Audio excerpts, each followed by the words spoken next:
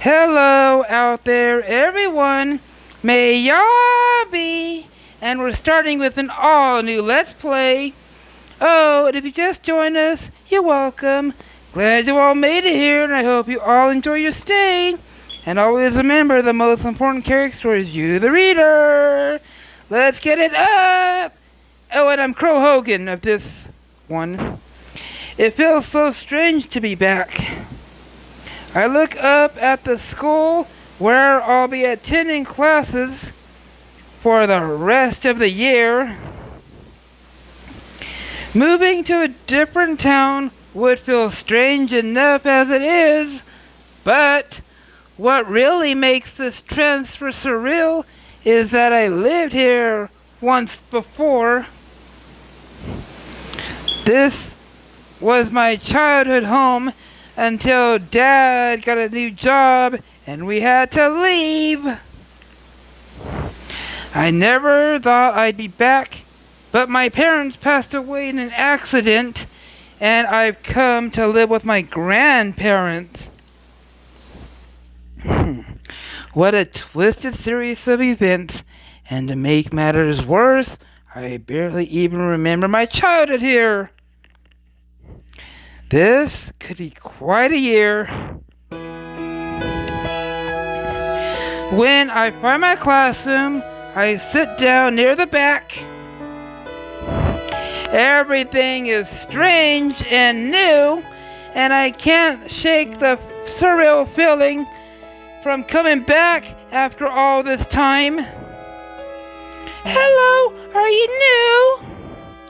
Yeah, I just transferred here. If you have any questions, just ask me, and I'll be happy to help. Thanks. Who are you talking to? Oh! The second girl draws back when she sees me. Hang on. Are you two twins? That's right. I'm Chibiu, and this is Chinetsu. I'm Crow Hogan. It's good to meet the both of you. Hi. Don't mind her. Pennies. She's a bit shy. Chibiu. How should I respond? Tutorial. You're about to encounter your first choice. It's up to you how to respond.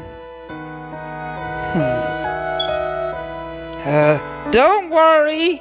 I don't bite. I was joking. Huh? Then that means you do bite. What? No! I see my attempt to lighten the mood has been a complete disaster. Just never mind. It might be fun having you around. Thanks. Is something wrong? When you smile, it doesn't quite reach your ears. Are you sad because you had to leave your old school? Well, sort of. It feels weird to confide in people I've just met, but now that they've asked, I find myself wanting to talk about it. Besides, I feel so drawn to them in a strange way. Ding! The thing is, I moved here because my parents passed away recently. Oh no, I'm so sorry. I know how rough that can be. Our parents are dead too. Really? Yes, it happened quite a few while ago. But sometimes it kinda still hurts. Yeah. Maybe it's fate that we ended up sitting together. Huh? Fate? You know, we've been through something similar, so maybe we're meant to help you. Oh, you're meant to help me? Ding! She blushes and ducks her head. If embarrassed, she spoke at all. Then that's a nice thought. Fate or not, I'm glad to meet you two.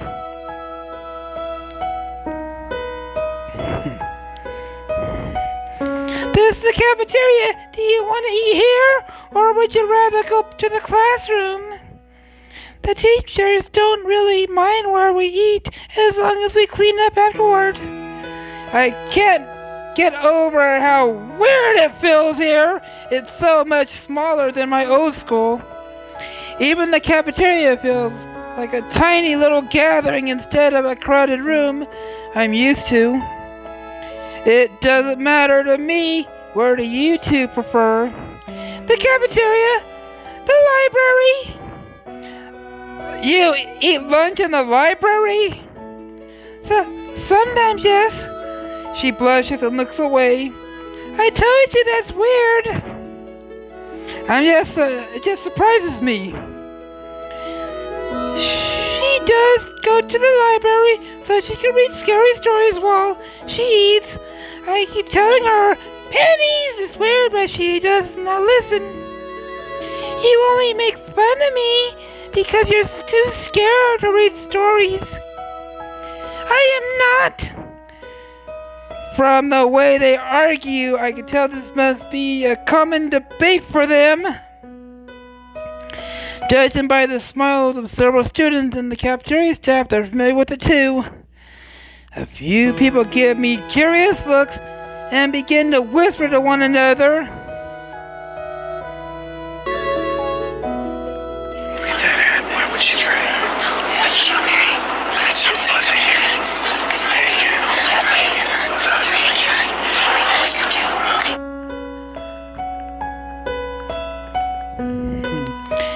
This is one of those towns where everyone knows everyone's name isn't it. I already feel like an outsider, like I'm intruding in a place where I'm not wanted. Shaking her head, Chippyu turns her attention back to me. Do you want to eat lunch with me, Crew Hogan?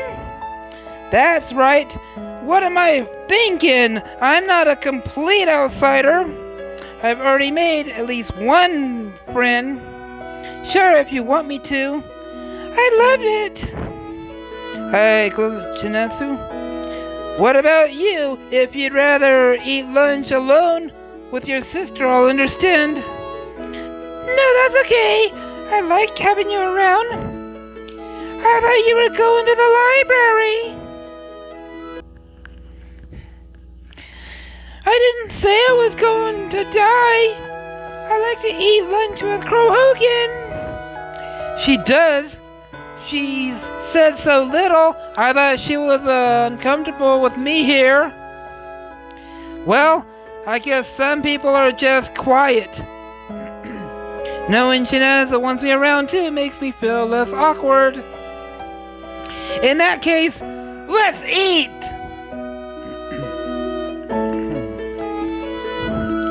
Not only do we have lunch together, but I also end up sitting with the twins for most of my classes. Chippyu makes sure I know where I'm supposed to go and tells me everything I need to understand about the school. Her sister starts to open up a little more as the day goes on, although she remains quiet.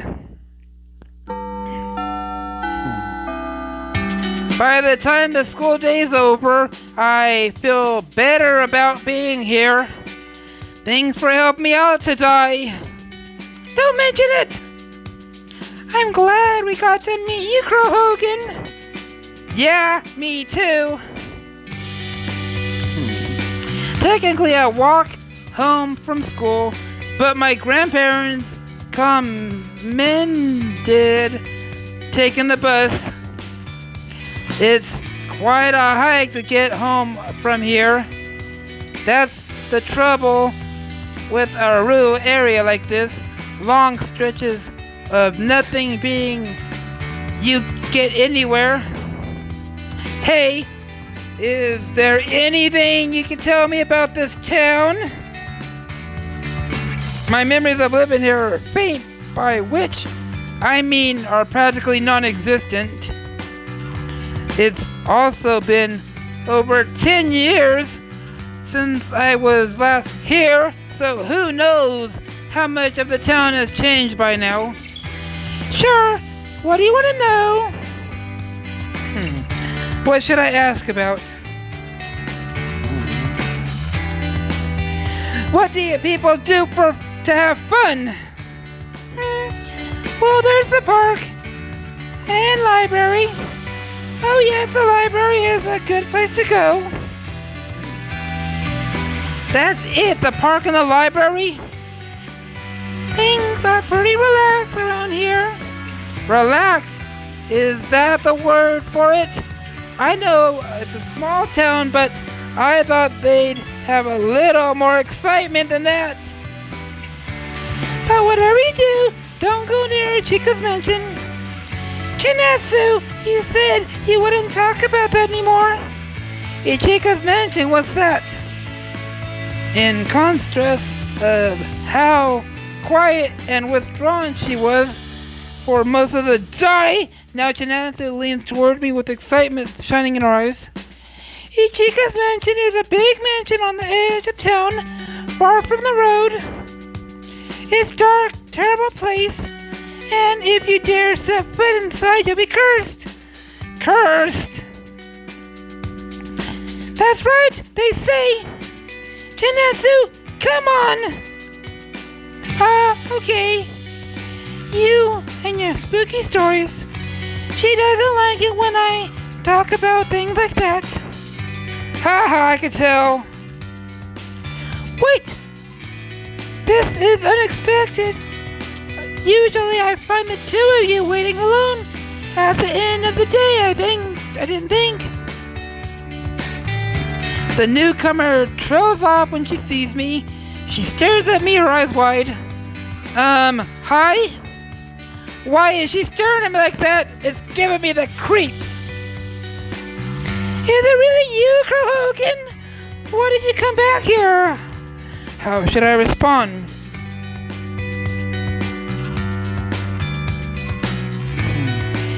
Is there a reason I shouldn't have?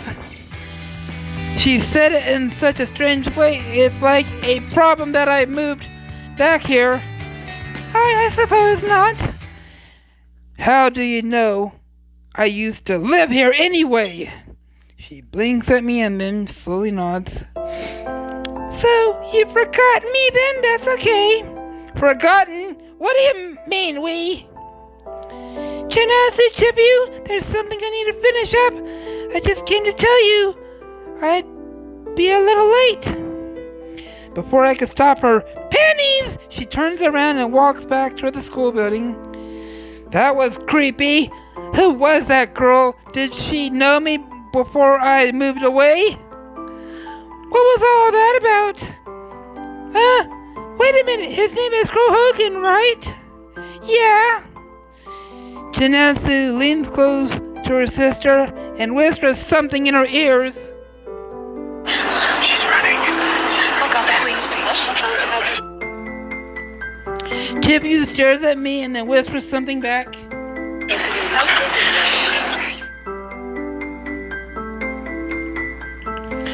What are they talking about? I frown at the two of them and try to figure this out. Now I think about it, there's something faintly familiar about the twins. I must have met them when we were children. Hey, can I? Before I could ask them about it, I spot the bus I'm supposed to take home. Aw man, I need to get going. I'll see you two tomorrow. Have a good day, Crow Hogan. Stay away from me, Chico's. Ouch! Chinatsu rubs the side of where Chibiu elbowed her, and then she resumes waving to me as I run toward the bus.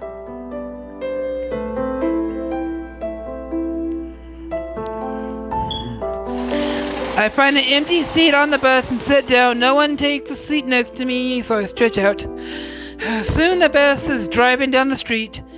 This has been a really tough period of time for me, but talking to Chinatsu and Chibiu helped me clear up. I feel like we can become good friends. Maybe things are going to be okay after all. I'm curious about the other girl too. How does she know me? I must have met the twins before I moved, but they didn't seem to recognize me at first. The third girl, though, she acted like I should know who she is. Maybe tomorrow I could ask Chippy about her. Pennies! With no time to talk, I look out the window as we drive away from school. Before long, we leave to the edge of the town, more populated area.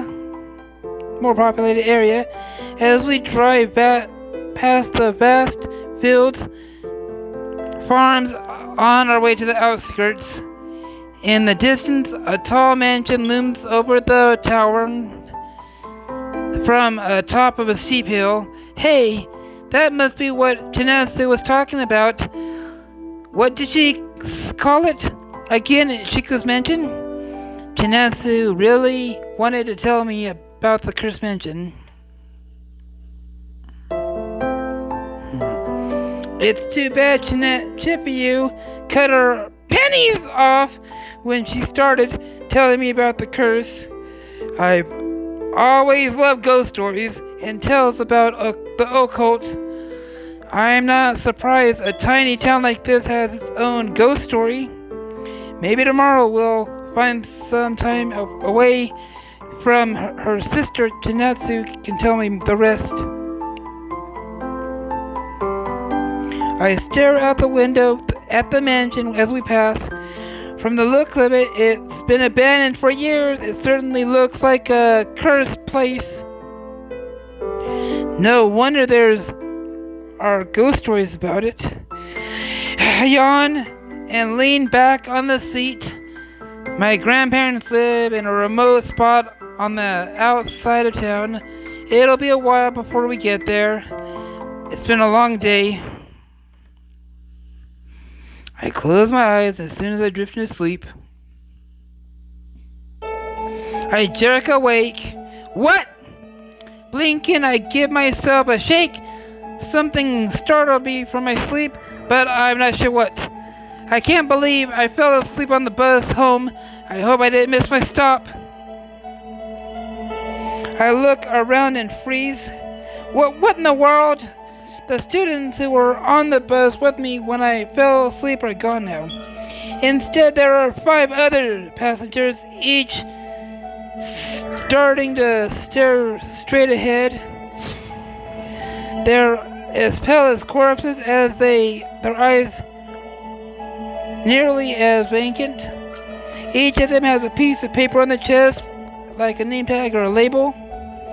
Confused, I reach each of the labels on the 5 passengers. Skewered, suffocated, roasted, frozen, and disintegrated. Huh? Next stop, skewered!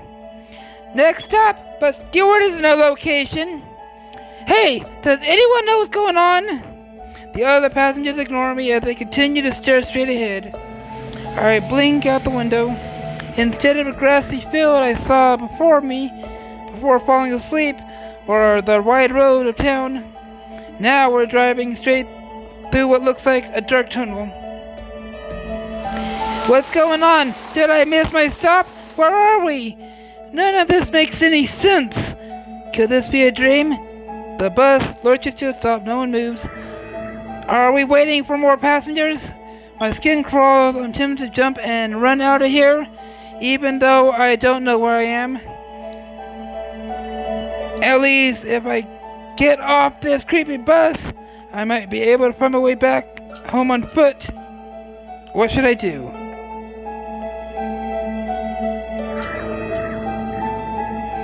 I turn around to the closest passenger, the girl whose name tag reads Roasted.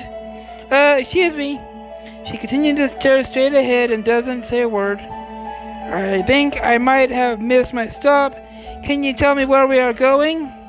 Or maybe can you tell me what stop we've already passed? She doesn't turn her head. Can you hear me? What's going on with these people? The bus door slides open. A single passenger gets aboard, a human-sized rabbit carrying a large scythe, like the sort of executioner who would have been used in medieval times. That's okay, that's it. I'm dreaming. The realization that this must be a dream doesn't seem to ease my growing tension. It's a dream. I want to wake up. I'm probably missing my stuff right now. I pinch my arm, but the gel pain doesn't do anything except make me wince. While I try desperately to wake myself up, the rabbit stalks down the aisles. It steps in front of the passenger whose label reads Skewered. For the first time, I realize he's around my age.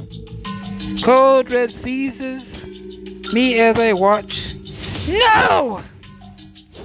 In one swift move, the rabbit thrusts the scythe into the boy's stomach. The boy lets out a choke gas and coughs up blood. The rabbit continues to drive the scythe forward before lifting him in the air to show he's been completely impaled. Almost careless, the creature throws the boy's body into the aisles. No! No! Get me out of here! I look around in desperation for a way to escape. Maybe this is a dream and I have nothing to worry about. But what if it isn't? After all, I can't wake up. I pinch myself again, but no luck. The rabbit steps back into the aisles and turns toward the door. Oh, thank God it's leaving. Then it pauses and turns around. It looks straight at me. What do you want? Who are you? My voice sounds tiny and frightening to my own ears. The rabbit and I stare across the bus at each other. Then, to my horror, it heaves the scythe again and begins walking toward me. What is this? Is this just a nightmare? But then again, why can't I wake up? Am I going to die here? Find out in the next chapter of Mystery of the Murderous Dreams.